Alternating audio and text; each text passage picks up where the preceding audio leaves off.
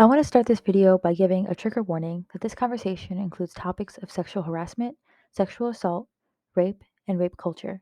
If needed, please do whatever you personally need to do for yourself in order to protect your own peace.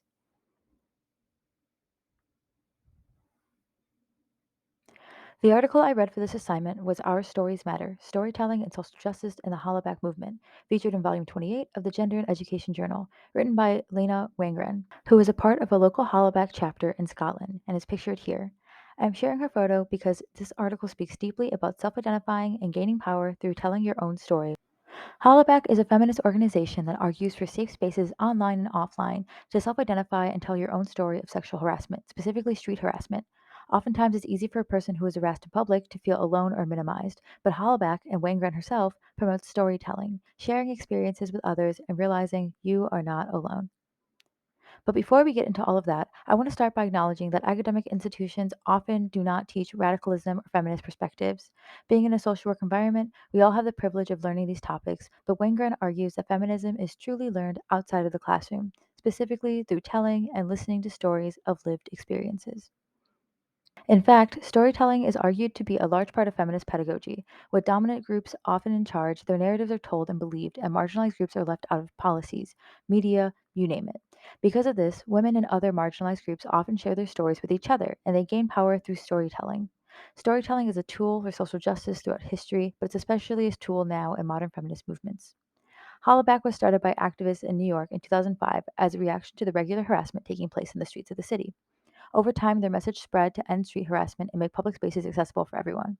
Hollaback gives a platform to survivors of street harassment through their online reporting system where individuals can share stories, educate, and validate one another.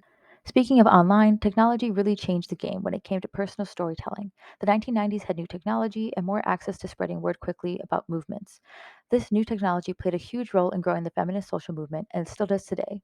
Movements like the Black Lives Matter movement or Me Too movement spread quickly, all because of social media platforms and individualized storytelling.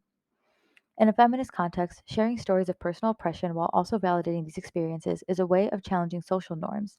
In other words, storytelling by marginalized groups by means of word of mouth, social media, self recording, filmmaking, and other platforms are all forms of rebellion, demanding space for stories of all genders, classes, races, sexualities, and more. As said by Hollaback co founder, the executive director Emily May, never before have we been able to document our stories of street harassment on the go, and never before have our stories mattered so much. With mobile apps, blogs, and social media, stories are amplified to thousands within minutes. Building off of this, using an online platform allows anyone with access to a phone to storytell. Oftentimes, this includes Hollaback's main feminist population, young women and LGBTQ individuals living in urban areas. Hollaback acknowledges that street harassment goes far beyond catcalling, involving many means of hateful othering. All in all, Hollaback utilizes new technologies as a tool for social justice. So, why does street harassment exist at all? It's because we live in a patriarchal society that encourages rape culture. Rape culture exists in ways people may not outwardly understand. Making unsolicited comments about someone's body, following and ultimately stalking someone on their walk just because you think that they're interested in you, insisting in what a survivor wore must have indicated they wanted to be sexually advanced upon, it's all rape culture. Storytelling with a feminist approach is a radical and influential method of denouncing rape culture. Although social media is just one way stories of marginalized groups are told, as the dominant group often runs traditional media, feminist movements have changed society enough to where more storytellers of minority groups hold positions of power, telling stories and experiences through media such as film and television. One prime example is the 2020 movie Promising Young Woman, a story of a woman vowing to avenge her friend who was raped and died by suicide due to the combination of her assault and the victim blaming she experienced. Not only was this film directed by a woman, but it is a story all too familiar with the gender minority. This form of storytelling mirrors a shared experience while also educating on the brutal reality of rape culture. Hollaback wants the public to know that street harassment is not some rare issue, happens all around us. It's not an isolated issue. According to the article, Hollaback has chapters across 10 different countries, meaning it is a largely shared common experience across nations. Feminist storytelling is a form of justice. As mentioned before, the stories are often suppressed on a micro, meso, macro level. Many survivors don't feel comfortable or safe going to police for justice, or maybe they don't have the evidence required to receive justice through the law. On and offline sharing of experiences of street harassment or any form of sexual assault allows for personal liberation and serves as internal justice to some. In addition, storytelling through means of social media can also lead to social media campaigns like the Me Too movement and can create a pathway towards justice through policy, political influence, and radical political action. Storytelling through technology transforms an individual harm into a collective one, allowing one person to be seen by the many who have lived the same sorrow.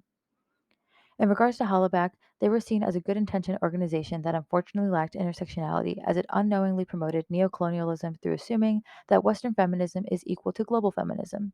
As is known, however, feminism cannot exist without intersectionality. In fact, to claim to have any understanding of feminist concerns means you are required to be geographically, historically, and culturally aware and involved. The US chapters of Hollaback rely heavily on technology, but they do not account for the other nations that may not have easily accessible technology. These non Western countries experience patriarchy and harassment, but they may have their own equally impactful versions of storytelling that Hollaback was not including in their work.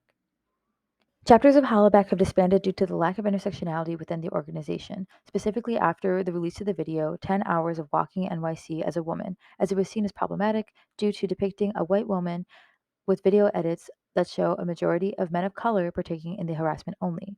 Again, the intention of the story may have been good, but perhaps the most important aspect of storytelling lies in the accurate portrayal and delivery. All in all, this article displayed feminist storytelling as an educational tool, a community builder, and a movement starter. Since the article, Hollaback has changed its name to Right to Be, as it took the constructive criticism of its past as an opportunity to grow into an organization that is all inclusive of all people who are harassed on the street. The organization's new goal is to remind others that they have the right to be whoever they are, and their stories have the right to be told.